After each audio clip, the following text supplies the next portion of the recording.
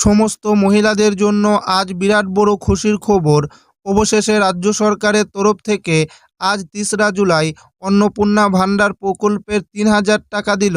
যারা প্রথম এবং দ্বিতীয় এবং তৃতীয় ধাপে অন্নপূর্ণা ভাণ্ডার প্রকল্পের টাকা ব্যাংক অ্যাকাউন্টে পায়নি, তাদের আজ ৩রা জুলাই ৩,০০০ টাকা সরাসরি ক্রেডিট করল মাননীয় মুখ্যমন্ত্রী শুভেন্দু অধিকারী।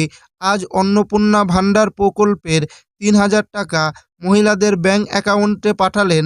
যারা প্রথম এবং দ্বিতীয় ধাপে টাকা পায়নি, তাদের ব্যাংক অ্যাকাউন্টে আজ টাকা ঢুকলো। এবং শুধু তাই নয়, রাজ্য সরকারের তরফ থেকে যাদের আজ অ্যাকাউন্টে টাকা ঢুকেছে, তাদের মোবাইলে রাজ্য সরকারের তরফ থেকে একটি করে মেসেজ পাঠানো হয়েছে।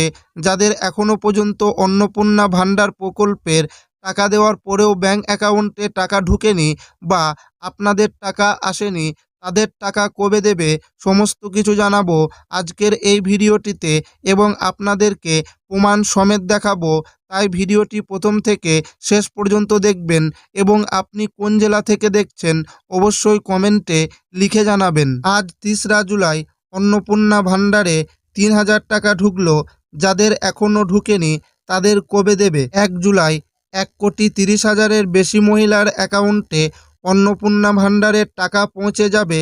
এর মধ্যে ১,১০,০০০ মহিলার অ্যাকাউন্টে দুপুর ১টা অন্নপূর্ণা যোজনার ৩,০০০ টাকা পাঠানো হয়েছে। যাদের এখনও ব্যাংক অ্যাকাউন্টে টাকা ঢুকেনি, তাদের টাকা কবে দেবে জানিয়ে দিলেন মুখ্যমন্ত্রী। প্রতিশ্রুতি দিয়েছিলেন আগেই, সেই মতো বুধবার ১ জুলাই ১,৩০,০০০-এর বেশি মহিলার অ্যাকাউন্টে অন্নপূর্ণা ভাণ্ডারের টাকা পৌঁছানোর কথা আনুষ্ঠানিকভাবে ঘোষণা করলেন মুখ্যমন্ত্রী। তবে সকলেরই টাকা একসঙ্গে অ্যাকাউন্টে ঢুকবে না। সেক্ষেত্রে আবেদন করা সত্ত্বেও যদি অ্যাকাউন্টে ৩,০০০ টাকা না আসে, তাহলে কি করবে, কখন ঢুকবে টাকা, সবটা জানিয়ে দিলেন মুখ্যমন্ত্রী শুভেন্দু অধিকারী। কতজন অযোগ্য? মুখ্যমন্ত্রী শুভেন্দু অধিকারী জানান, ১,৬০,০০,০০০ মহিলা এই ধাপে আবেদন করেছিলেন অন্নপূর্ণা ভাণ্ডারের জন্য। তার মধ্যে ২৬ লক্ষ অযোগ্য বিবেচিত হয়েছে।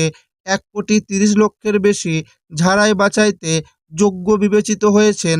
১,১০,০০,০০০-এর অ্যাকাউন্টে দুপুর ১টাতেই ঢুকে গিয়েছে টাকা। বাকি ২০ লক্ষ মহিলা কখন পাবেন ৩,০০০? এদিন শুভেন্দু সকলকে আশ্বাস দিয়ে বলেন, বাকিরাও আজকেই টাকা পেয়ে যাবেন। সরকারি পোর্টালে আপলোড হতে হতেই টাকা ঢুকতে শুরু করবে অ্যাকাউন্টে। আজ রাতের মধ্যেই সকলে ৩,০০০ টাকা ভাতা পেয়ে যাবেন। কোন বিভাগে কত?